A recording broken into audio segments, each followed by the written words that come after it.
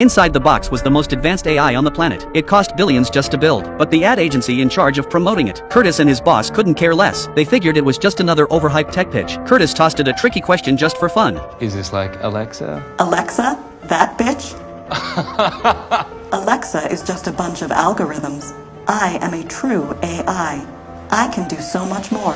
The AI's instant answer totally caught him off guard. Compared to regular AIs, this one actually felt a little human. Curtis couldn't wait to hit it with even tougher questions, but right then the AI froze. Ashley the rep looked super awkward. She quickly blamed it on a system update, said a few questions couldn't show what it's really capable of. She suggested Curtis take the AI home and get a full immersive experience of what it can do. Curtis was about to turn it down. He and his family weren't big fans of smart tech, but Ashley's team dropped 500 grand on the table. Curtis's boss lit up like a Christmas tree and agreed on the spot without asking Curtis. Curtis didn't argue either. I mean, who says no to that kind of money? But what Curtis didn't know was that he just stepped into a well-planned trap. That same day the AI was brought into his home to fully show off what it could do. Ashley had cameras installed all over the place, but to avoid privacy issues, they only put them on the first floor. Once the team left, Curtis gathered his wife and kids. They were ready to meet their new AI family member. They opened the protective shell. Inside was a sleek, futuristic-looking white core, and when Curtis powered it on, Hello world, I'm Aya. the lifelike gentle female voice felt oddly comforting, but it didn't do much to change their dislike of tech. The AI asked them all to introduce themselves. With Curtis watching, the two boys did it reluctantly, but the daughter totally refused.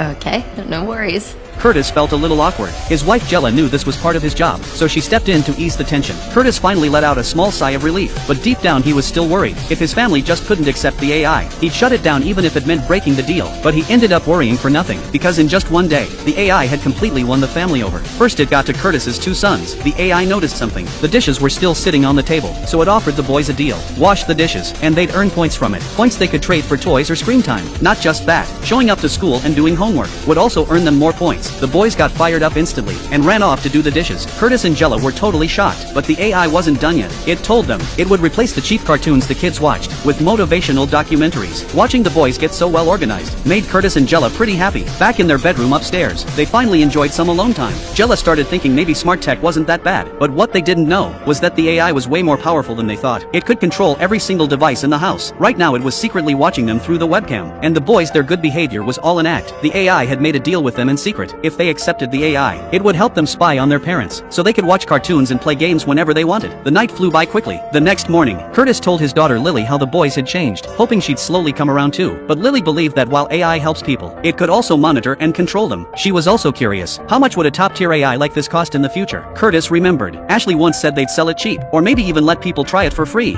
If you're wondering why a product is free, you're the product.